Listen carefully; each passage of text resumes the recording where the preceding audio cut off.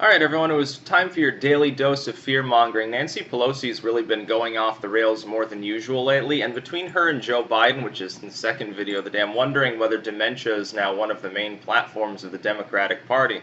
Pelosi came out, she was, addressing the idea of the 2020 election. She's like, well, we need to do a lot because if Trump doesn't lose by an overwhelming margin, he may contest the election results. I'm thinking first and foremost, what legal recourse would he have?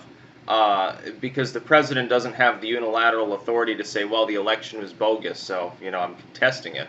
I don't know if there's actually a mechanism by which legally the president could actually accomplish that. Number two, this harkens back to 2016, when the Democrats basically said the same thing. They'll go, what if he refuses, that was a non-incumbent election, so maybe slightly different in their demented minds.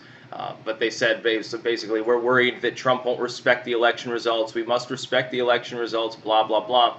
And then Trump wins, and they're the ones that had a problem with the election results. They've spent the last 2 fucking years as the Democratic Party that's been contesting the last election for 2 fucking years. So I'm not sure exactly what the problem is, and Trump has never given any indicator, nor would any sane person suggest he had, that he would refuse to step down if he lost the next election. Also, this begs the question, why does Nancy Pelosi sound like she's assuming that the Democrats are going to win at all?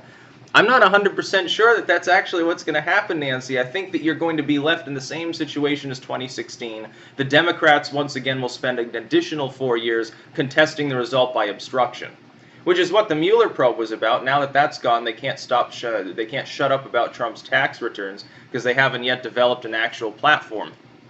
It's very interesting to see them project constantly. It's just like when they talk about, racism, sexism, hate in general. The Democrats are literally the ones responsible at this point. They're the only ones propping that bullshit up, and they're doing it for electoral reasons. They look at the economy, for example.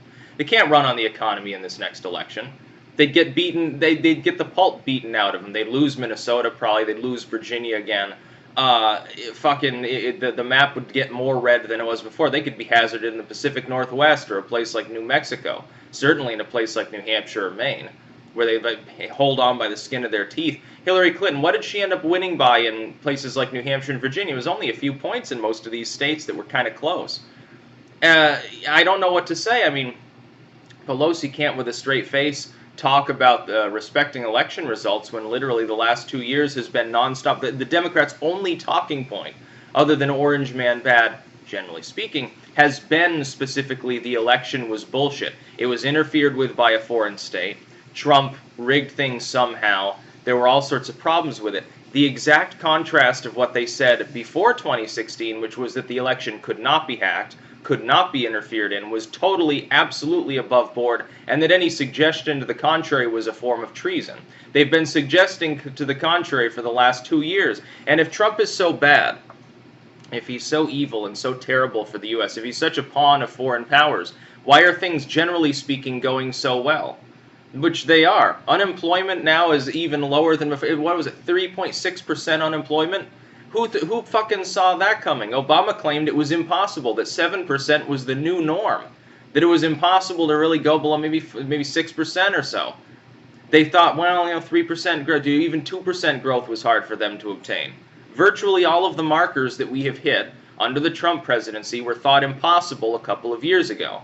The Democrats said basically, yeah, we know things aren't going well, but, this is just sort of the normal. This is the way things are. All of a sudden, it's very funny because I'm trying to think of Obama's approval level. What his approval would have been at if the economy had been going as well under Obama as it currently is under Trump. And he had, lowered taxes again. I'm trying to think of how popular he would have been. Maybe 50% at least, 55, maybe 60. He would have been one of the most popular presidents of modern history. But because of the legacy media's nonstop defamatory assault upon Trump, and because of a nonstop 24-hour propaganda effort, they've managed to hold Trump down. These people are terrified of him. They're terrified that he'll have a mandate to go ahead with his more draconian plans like actual economic populism, actually securing the border. So they've got to obstruct him in the meantime and then pray that he doesn't win, and pray that he doesn't clean house, so to speak, in the most literal sense. That's basically what the Democrats appear to have devolved into. Now, I'm not surprised, because they don't exactly have geniuses leading their party. Yeah, Nancy Pelosi, she's a very strong-willed person. Nobody can ever take that away from her. She's definitely got control of things around her. Have you seen the way she acts around Chuck Schumer? She leads him around like he's a puppy dog, literally. Like she'll push him, to the side, or she'll beckon him. She'll basically, literally direct him where to go, because of course, he's the Senate Minority Leader. He doesn't have as much power. He's still a bigwig Democrat, but she's really the head honcho. She's like, Hillary Clinton, fucking step aside. Seeing her share power with Hillary Clinton is funny. I have a feeling that at some point there may have been like a closed door thing, and she's like, oh, okay. Yeah, Hillary, we get it. You were first lady once, long ago, back when you still, premenopausal and stuff. But now I'm the one that's in charge, and so there's nothing to be done about it, so you're going to have to toe the line too. It'd be funny to see that meeting. Like Hillary Clinton actually taking marching orders for another strong, empowered woman would be, an interesting thing to see. I'm just trying to think about how you can possibly justify thinking that it's Trump's problem to respect election results when there's been zero respect from the Democratic Party at large for the election results of the last 2 years. The more cerebral Democrats have said, okay, we're not going for impeachment, okay, the Mueller probe's over, there was no collusion, we trust in the government for some reason, which is another funny thing to think about.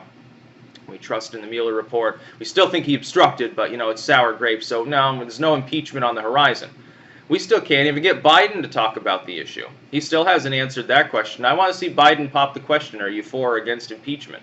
Nancy Pelosi waffles around. Like a few weeks ago, she was like, well, no, we're not going to be doing that. It's a long process, and you need a lot of evidence and stuff. Now all of a sudden she's talking about, well, Barr broke the law and lied to Congress.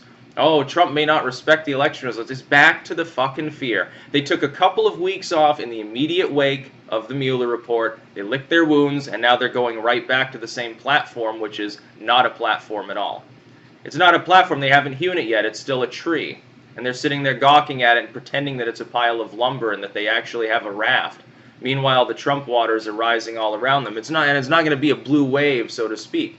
Remember that they wanted that too. They were like, well, if we take back the House and the Senate by a large enough amount, we can get rid of evil Donnie.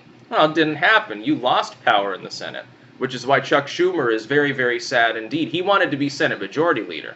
Although I'll tell you, he seems less ambitious than Pelosi. He's less of a natural leader. She's like, she wants power over. She's like Saruman or something.